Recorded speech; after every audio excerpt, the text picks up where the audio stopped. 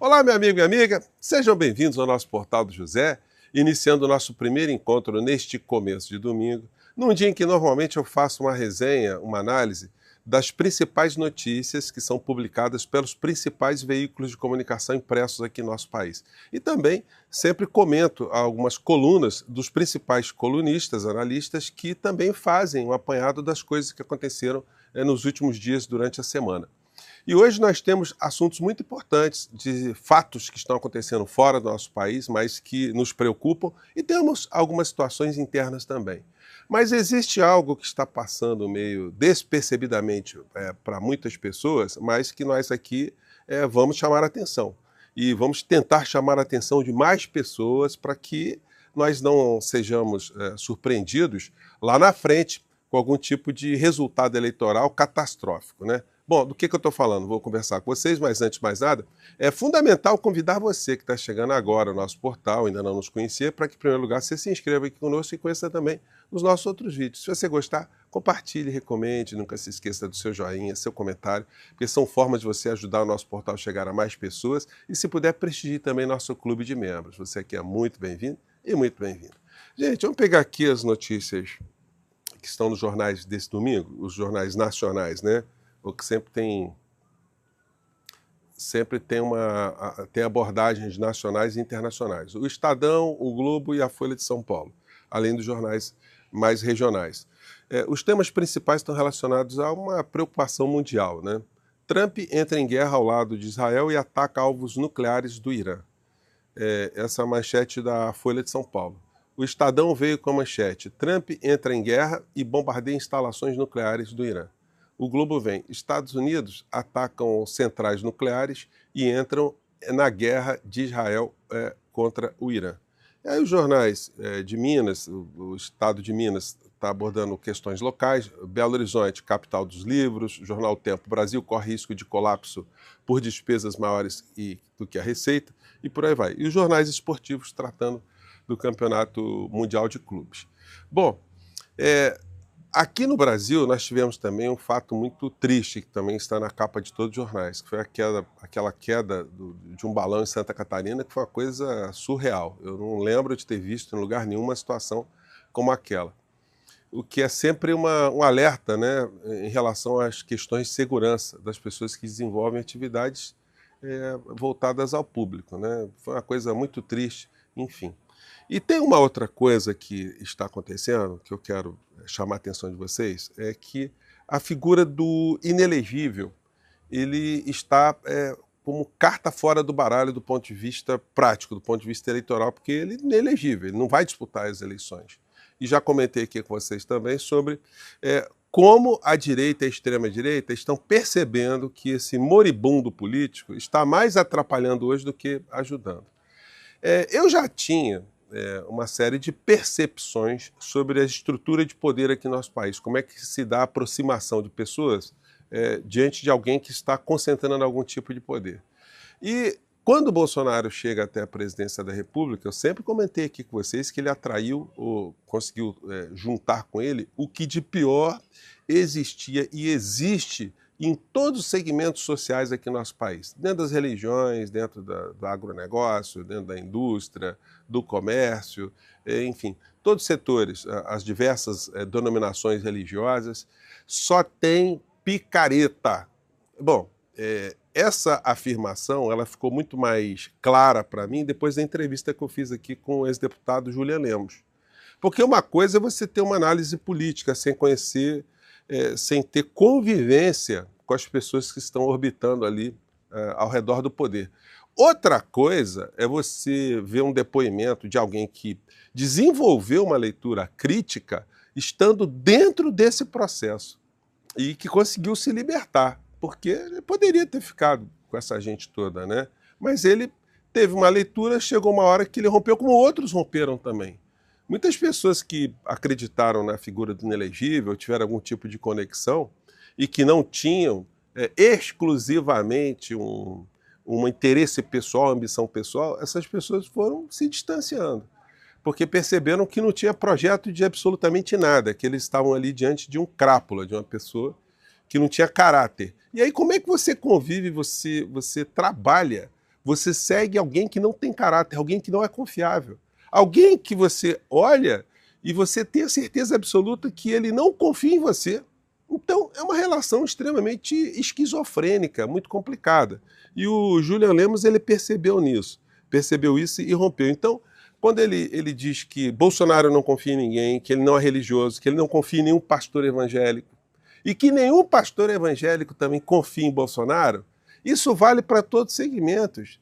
Os militares que colaram com Bolsonaro não confiavam em Bolsonaro. E Bolsonaro também não confiava nesses militares. E assim foi se dando. O Bolsonaro, se bobear, não confia nem nos próprios filhos. Nas ex-mulheres, então, ele ficou muito escaldado com isso, o que faz com que ele não confie, inclusive, na atual mulher dele, que ele não quer bancar para ser candidato à presidência da República, porque ele sabe que, se isso acontecer, ele não terá por parte dela o que, de repente, ele está esperando. Então, ela é colocada no campo também de uma certa desconfiabilidade. Bom, mas aí a gente chega na figura do Tarcísio, que é a figura que eu quero abordar aqui com vocês. Mais tarde eu vou comentar aqui um fato específico. Ele está desfilando aí com bandeira de Israel. O que significa isso? Bom, mas no contexto atual, o que nós estamos vendo é que o Tarcísio de Freitas está se comportando como uma espécie de capataz do regime, que quer retornar aqui ao nosso país para privatizar todas as empresas públicas, privatizar o Banco do Brasil, Caixa Econômica Federal, privatizar a Petrobras, enfim, fazer aqui no nosso país aquilo que o Milei está fazendo na Argentina. A destruição de direitos sociais e a entrega do país para todo tipo de interesse econômico externo, fora do território. A pátria não existe lá para o Milei. E para o Tarcísio de Freitas também não existe. É uma pessoa que ascendeu politicamente no governo Dilma, teve um alto cargo no governo Dilma, foi diretor lá do DENIT, Departamento de Infraestruturas e Obras, enfim. E por que ele estava com a presidenta Dilma naquela época? Qual era o projeto de que Tarcísio de Freitas estava pertencendo? Ele estava ajudando a realizar o projeto de país do PT. O projeto de país da esquerda, o projeto de país comandado por Dilma Rousseff. Então ele estava ali nessa posição de vanguarda. Aí, de repente, essa figura se aproxima de Bolsonaro, vira ministro de Bolsonaro, e como ministro de Bolsonaro ele passa a privatizar tudo o que ele pôde, entregar tudo para o capital externo, o grande capital, estruturas que faziam parte do Estado brasileiro, construídas com o dinheiro do Estado brasileiro, fruto do suor dos cidadãos brasileiros. E aí privatizou, enfim. E com isso ele terraplanou a sua aproximação para esses setores, ou junto a esses setores, mais reacionários, mais entreguistas, mais antipatrióticos, mais endinheirados da nação. Que se você fizer uma análise, você vai perceber que não há diferença nenhuma entre os senhores de engenho, os escravocratas, os donos das companhias das Índias Ocidentais, que não se preocupavam em nenhum momento com o ser humano. O objeto sempre era conseguir mais dinheiro, conseguir mais lucros. E para isso eles se serviam de qualquer tipo de capataz, qualquer tipo de puxa-saco, qualquer tipo de criatura que pudesse auxiliá-los nesse projeto. E esse tipo de mentalidade está presente hoje. Então, quando a gente vê o Tarcísio, por exemplo, entoando cânticos evangélicos, se aproximando desses pastores picaretas que fazem uso da religião para fins políticos, quando a gente vê esse tipo de processo, a gente simplesmente confirma a história, né, que já se deu aqui no mundo, de gente fazendo esse tipo de papel, de expropriar cada vez mais as camadas inferiores economicamente da sociedade e utilizando de qualquer tipo de artifício. Quando a gente vê a criatura fazendo esse tipo de cântico, de louvor, fazendo parte dessas marchas, e observem para vocês verem o caráter dessa gente. O Bolsonaro não está mais em marcha para Jesus nenhum, ele já está descartado. O Bolsonaro estava lá em Goiânia, lá fazendo um evento com meia dúzia de pessoas e acabou passando mal. Já foi completamente descartado.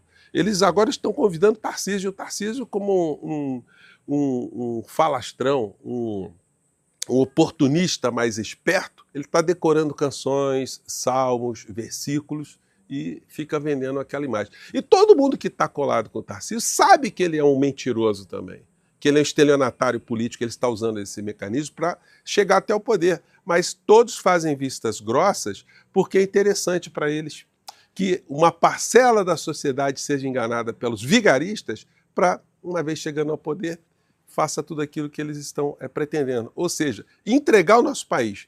Então, gente, hoje nós temos uma missão que é gigantesca de desmascarar essa figura e de fazer com que nós tenhamos mais disputas políticas aqui no nosso país. Eu estou falando isso, só para finalizar o nosso papo aqui, né, na nossa resenha, porque eu vi uma coluna aqui do Ricardo Couto, que foi, enfim, quadro no governo, desde o governo de esquerda, desde a época da Erundina. E ele escreveu uma coluna na Folha e no UOL, que tem esse título aqui, ó, acho que dá para vocês pegarem aqui. Ó. Ele escreve, Couto, o pior congresso da história só quer sangrar o governo. E ele faz análise aqui de como o Lula está tendo dificuldade com esse congresso. Mas olha só, o que me impressiona são pessoas que já vêm de longe terem ainda esse tipo de surpresa, que o congresso é conservador. Será que ninguém sabia que o congresso seria conservador? E que nós teríamos que fazer algum tipo de enfrentamento? Aonde estão as pessoas ao redor do presidente da República? O presidente está se comportando como uma figura absolutamente resignada diante de tudo aquilo que está acontecendo com ele. A continuar assim, qual é o resultado que nós teremos? Se o presidente da República ele não vem para o embate público, ele não vem para a disputa política, ele dá pequenas entrevistas, ele dá pequenas falas, pequenas matérias, pequenas postagens nas redes sociais, enfim, isso não resolve. Só haverá algum tipo de mudança na lógica aqui no nosso país se houver uma consciência do que está acontecendo, para que haja também uma série de articulações, uma série de movimentações, uma série de enfrentamentos para embarrear esse tipo de projeto das pessoas que não têm projeto de nação. Então, gente, está aí jogada a questão para vocês refletirem e mandarem seus comentários aqui para o nosso portal do José. Dá para fazer algum omelete sem quebrar ovos? Dá para a gente aceitar o nosso governo, o governo que nós apoiamos, ter uma postura extremamente resiliente em relação a tudo que está acontecendo? O capital político de 60 milhões de votos do presidente da República não serve para absolutamente nada? Então a gente tem que provocar todas as pessoas que estão ao redor do presidente da República para puxá-lo cada vez mais para esses enfrentamentos. Enfrentamento significa presença permanente nas redes sociais. Eu fico por aqui. Mais um abraço para vocês e mande seu comentário para cá, tá legal? Tchau!